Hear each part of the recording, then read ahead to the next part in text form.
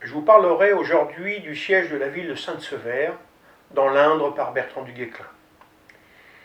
Il est très peu connu, mais a eu un impact important sur la suite du conflit contre les Anglais, pour la reconquête des terres perdues par le traité de Bretigny en 1360. Ce siège s'est passé de mi à fin juillet 1372. Après le siège du château de Montcontour, dans la Vienne, Bertrand du Guesclin se dirige vers Sainte-Sevère, dans l'Indre. En 1369, les Anglais ont pris cette ville et s'y ont installés. À la demande de Charles V, le duc de Berry et le duc de Bourbon, beau-frère du roi, font le siège. Mais ils sont en difficulté. Leurs attaques restent vaines. Ils font appel à du Guesclin. Sa venue ranime le moral des Français qui était bien bas. Il vient aussi avec du ravitaillement qui commence à manquer. L'histoire de ce siège. Guillaume Boitel, Geoffroy Payen, écuyer et d'autres chevaliers se promènent près des fossés pour observer la ville. Geoffroy s'arrête alors devant une tour. Il pose sa hache et s'appuie dessus. La terre se dérobe sous sa hache et elle choit au fond du fossé. Il demande aux Anglais de le laisser entrer dans le fossé pour récupérer son arme. Il refuse. Geoffroy, ne pouvant pas se passer de sa hache, se fait aider par ses amis. Ils forment une corne humaine et Geoffroy, le premier de cordée, se penche et récupère son arme. Alors, les Anglais commencent à tirer sur les Français. Puis, dans les rangs de du Guesclin, la nouvelle se répand que les Français sont dans les fossés et que le siège de la ville est reparti de plus belle. Alors, il est midi, puis tout le monde est en train de manger. Quand l'assaut commence, tous se lèvent, renversent les tables et partent au combat. Les ducs de Berry, de Bourbon, d'Auvergne, le comte de la Marche et Bertrand arrivent sur les lieux, bannières levées. Dans les fossés, on escalade les douves. Les gécelles sont posées sur les murs. Les oyaux sont bien utiles pour monter et percer les murailles. Et les remparts sont assiégés de toutes parts. Les Anglais se défendent vivement. Ils renversent les échelles et assènent les Français de pierres et de traits.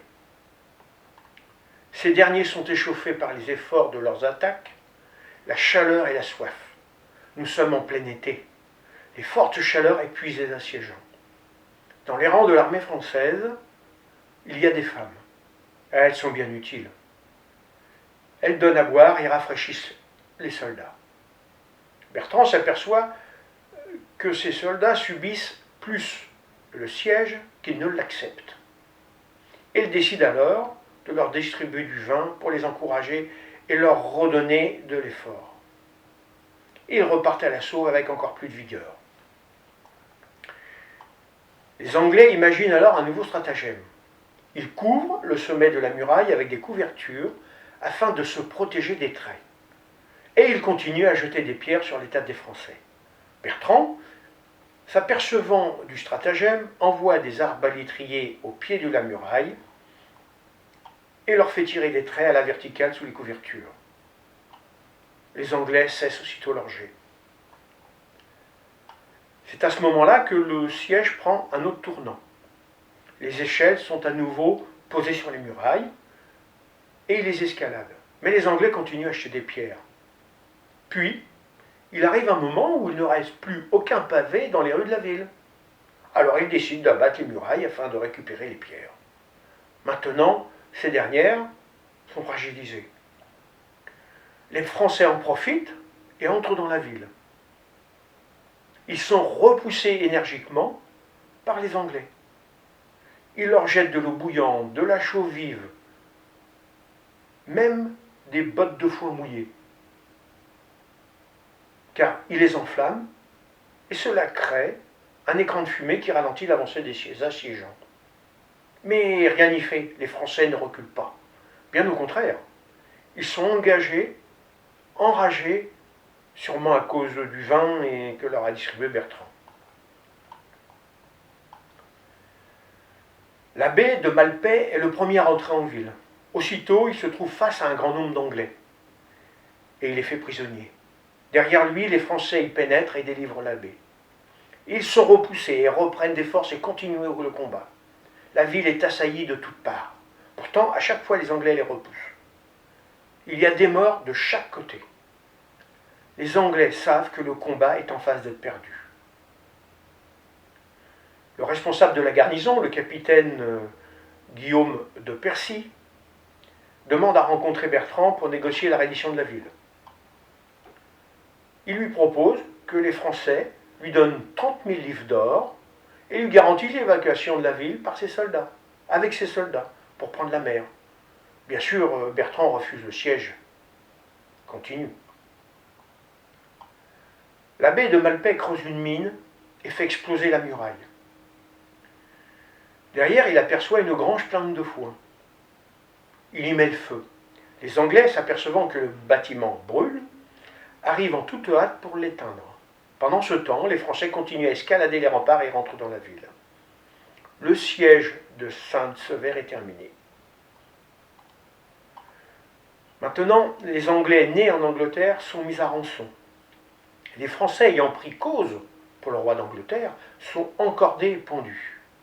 Bertrand jura qu'il ne boirait de vin ni ne mangerait tant que tous ces Français seront en vie. Il en résulte un échange avec le duc de Berry. Le duc. Ami Bertrand, pourquoi vous ne prenez pas de vin avec nous? Craignez-vous que vous pensiez qu'on va vous empoisonner? Bertrand. Sire, je suis prêt à obéir à tous vos ordres, mais j'ai fait un vœu que je redoute d'enfreindre.